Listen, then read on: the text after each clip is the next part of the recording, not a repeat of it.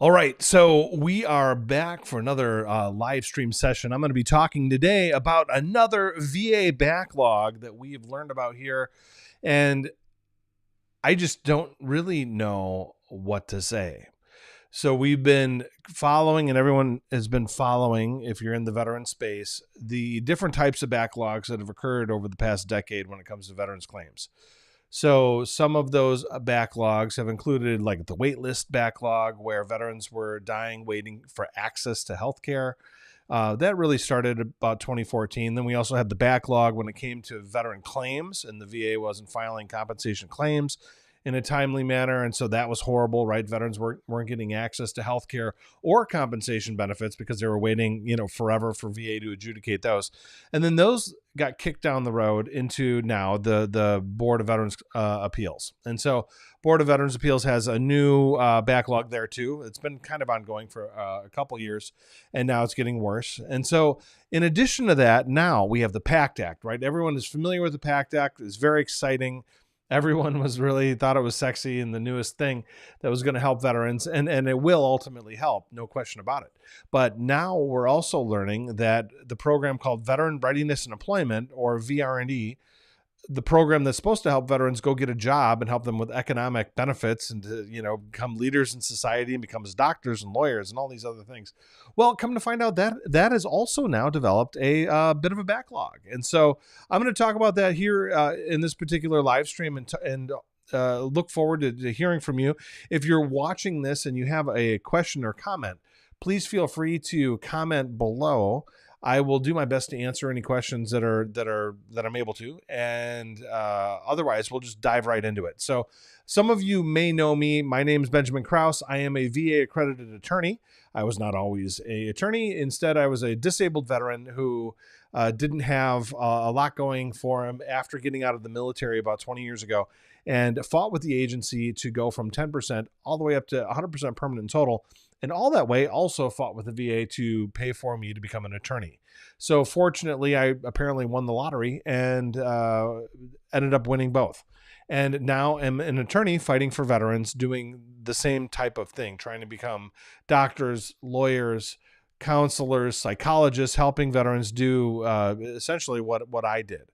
And that's what I do for a living now as an attorney, a VA-accredited attorney. So having said that, it's come to my attention within our group. So we have a 40,000 person veteran large Facebook group dealing with veteran readiness and employment benefits. And we've heard over the past couple of weeks that veterans have been getting messages from VR&E. So over the past little while, I would say about 2 to 3 months, we've been noting that it's been taking a bit longer to get access to VR&E personnel. And so if you put in a claim, normally it's supposed to take only maybe up to a month, at worst case scenario, maybe 2 months to get that initial appointment. And then after the initial appointment, they have a few months to develop your case if you happen to be found entitled to VR&E benefits, right? And so this is all good stuff. 1 to 2 months for benefits, maybe a little bit longer. Well, that's not so bad. Well, now we have found out that it's not just, apparently that's not the case anymore. So I wanted to point out that we have, hang on a second, so that we have basically a very interesting scenario of veterans who are waiting up to 11 months or longer for access to their VR&E benefits. And so this has caught me a little bit off guard because I knew veterans had been waiting for a while, a good long while in some instances, to get access to the benefits. However, 11 months seems like a lot. And so this is what we've essentially been seeing. And so these veterans are basically waiting almost a year before they even see a vocational rehabilitation counselor, much less then after they see that counselor, then having the claim developed so that they can ultimately receive benefits. Now, this report is coming out of the, I believe, San Diego regional office, but they're not alone. Apparently, there are other veterans who are experiencing significant delays too, not just here, but elsewhere. So having said that, I want to talk about this, and let's see here if I can get the screen to come back to me here. All right, there we go. Sorry about that. So we're going to talk about that. So basically, what do you do if you're a veteran that you're caught in the current situation? And so what actually is happening, by the way? So we have the PACT Act, and so the PACT Act is causing significant delays when it comes to apparently VR&E. It's been well known for at least the past few months that the program VR&E is taking significantly longer for veterans to get into the program, to get adjudications, things like that, for a lot of reasons. But they're understaffed. They've been understaffed significantly since the shutdown a couple of years ago, and the agency just really hasn't sprung back. Then, in addition to that, they added the PACT Act. And so the PACT Act now is causing just a ton of different claims to come in. And the Veteran Readiness and Employment Program is woefully understaffed. Now, I didn't know it was this woefully understaffed until we started seeing these emails from veterans where it's saying 11 months. And so those are some pretty ridiculous delays, especially here. So the email was sent March 15th. And in that email, it says appointments are currently taking 11 months from the application date. And in addition to that, if you scheduled an appointment on March 15th, for example, you're going to be looking at a November 2024 official date for when you're going to get your appointment, which is insane. So I just can't even believe it. So imagine kind of waiting. You're unemployed. VA is supposed to be there to help you, and you are not only not going to get the benefits right away, but you have to wait almost an entire year after you apply to even go talk to somebody. Then how much longer is it delayed for evaluation and planning? Probably another 6 months. So you're looking at potentially cases, at least the more difficult cases, where a veteran's going to be waiting 18 months before they start training. Like, that's insane. And this is a program where these veterans are getting I want to say the program is getting $2 billion, about maybe a little bit less. And they also were allocated about 200 more headcount on counselors, but apparently did not anticipate the tremendous number of VR&E applications that would come out of the PACT Act, which is kind of interesting. You would think that they would have been staffing up like other folks were staffing up, like for compensation, for example, to get in front of it. But it sounds like the Veteran Benefits Administration just didn't take the appropriate steps to make sure that I don't know how they didn't know that. It's kind of like, well, we awarded the PACT Act benefits. We didn't think these people would actually go to the doctor for the disabilities that they have. That's ridiculous. You know what I mean? It just doesn't make sense. But nonetheless, that's where we're at. So if you're a veteran and you're caught in this kind of scenario, there may be some things you can do. First, this is probably going to be a situation where it's a first come, first serve, unless you're in a financial hardship. If you are in a financial hardship, which is not exactly defined, you can put in a request for expedited processing, meaning speeding up your case and trying to find out what to do. So if this affects you, what I would encourage you to do is to send a message to VA, either fax or mail or email or all three at the same time, and ask them for expedited processing of your particular claim. That way, if you get it in there and it's expedited, there are significantly higher odds that you will be bumped in front of other veterans that are not experiencing a financial hardship. So food for thought. That is option one. So financial hardship, veterans in a financial hardship may qualify for expedited processing. Option two, veterans who are maybe older at a certain age or homeless or at risk of homelessness. It is possible to get those types of cases potentially expedited depending on your particular circumstance. But I would really encourage you to, at least if you're on the fence and you're not sure if you may or may not qualify for expedited processing, I would certainly encourage you to put in the request, because ultimately you're not going to know unless you put the request in. And so that's that group, right? So homelessness, if that's an issue.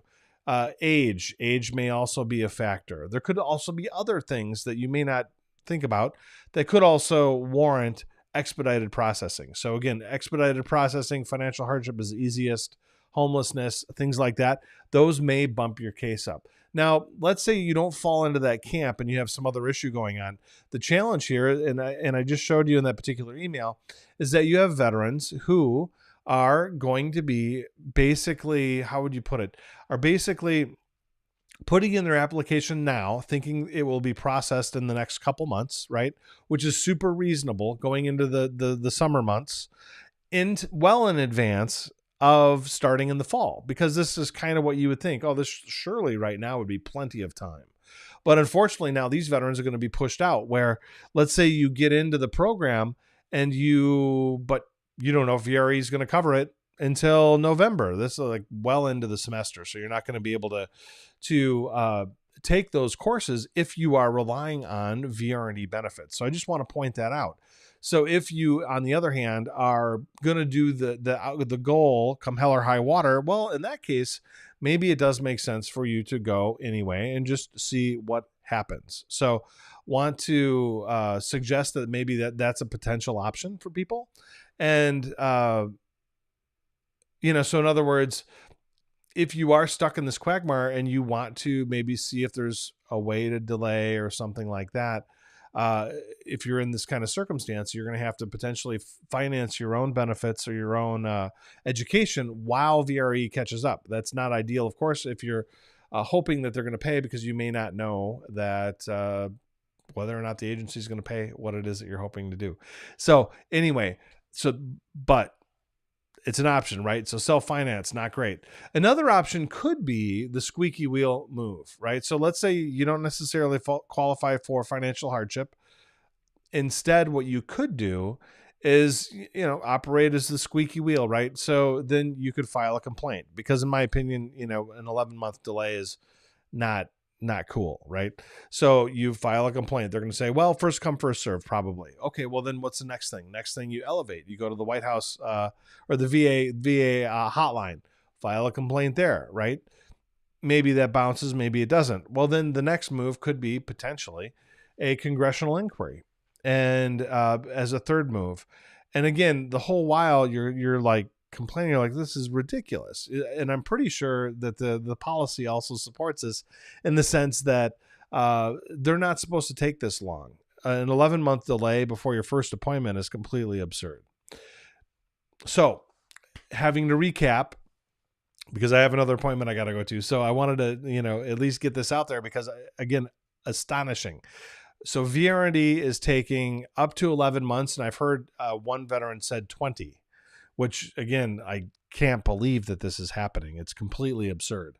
So even 11 months is completely absurd. This is going to totally derail so many veterans who are desperate and needing help. So I think, VA should be a lot embarrassed that this happened. So anyway, first one, request expedited processing under financial hardship, homelessness, some other kind of criteria, expedited processing. Number 2, self-finance your education until VRE catches up. That's not really ideal. You don't know if VRE is even going to approve the thing that you're trying to get, sorted out. That's not great. Option 3, complain, squeaky wheel. Complain to the VR&E officer first, then complain to the director of that facility, then complain to the VA hotline, and then last, complain in a congressional inquiry. I think after you hit all of those different points, there would be probably reasonable odds that your case might be expedited. Again, 11 months is absurd. That's going to mess up pretty much any veteran who's trying to get ahead and push back their lives an entire year. It's not acceptable. That's not an acceptable situation. Some veterans are supposedly a 20-month delay, they're hearing, between filing a claim and talking to a VRC. Unacceptable. Here's the reason why, and if you're get in front of somebody, especially a congressman, here is why it's unacceptable and why we know that there's something maybe bigger afoot here. We know it's ridiculous and unacceptable because the VA could easily go hire contractors to at least fill the gap. And there are lots of contractors out there who can fill the gap, come in, do the evaluations of the veteran on the front end, pass that information on to the counselor. The counselor in the past sometimes doesn't even see the veteran before they render a decision. At least that way you see somebody and you get it done much more quickly. But for some reason, including in the San Diego office, and I know they have contractors there because I've dealt with that office on appeals. So I know they have contractors there. They could easily fix this by hiring contractors to come in and help.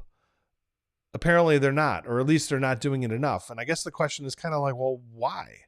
Why allow this kind of a delay, an 11-month delay? That's absurd. And San Diego is like one of the busiest offices when it comes to veteran readiness and employment and compensation. So just that this is being allowed to happen should cause people to wonder, why is that? When they could go fix it by hiring contractors to come in and deal with it, or possibly should have been in front of this before by hiring an appropriate number of counselors to begin with. Why wasn't this dealt with back when the PACT Act was being passed, where they were already ramping up with enough staff members to make it happen? It seems really unusual, really odd that the program is so woefully mismanaged so as to allow this 11-month delay. Anyway, I knew things were getting slow. I didn't realize that they were this slow, at least in this office. Now, the experience of veterans in the San Diego office may not be the same experience as the Los Angeles office, for example, even though they're very close to each other, and Los Angeles in theory is going to be a lot bigger. But it comes down to management. It comes down to the director making decisions in that office. Sometimes it comes down to the allocation from the Office of Field Operations and how they're going to be allocating headcount. There's a lot of different decision-making levers that are at play here. But if you're watching this and you're watching this still and you're like, what is this all about? Hey, this is about veteran readiness and employment benefits, otherwise called VR&E. This is about veterans not getting timely access to the economic support systems that Congress has passed that the American taxpayer funds, and that's called VR&E. And this program is supposed to help veterans become doctors and lawyers and business leaders and business owners and anything under the sun. This is supposed to be the end-all be-all for veterans with a vocational impairment and appropriate service-connected disabilities to help them become leaders in society and to augment, what is already happening and the burdens that have been placed on them by the disabilities that happened when they were in service. And an 11-month delay is completely unacceptable. Completely unacceptable. Whatever's going on here, we're going to look into it. I can tell you that I'm going to start popping off some Freedom of Information Act requests to get to the bottom of this. And we're going to have to get into it because this is just, it's an outrageous delay.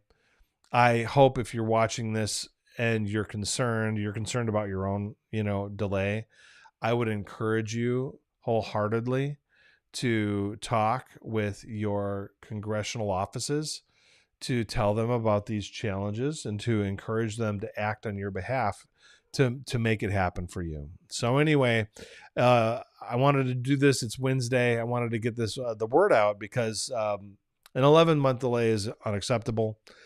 I don't know what planet some of these people are on when it comes to the VA and why they've allowed this to occur. They should have known and been in front of this, at least reasonably. I could see a couple-month delay maybe.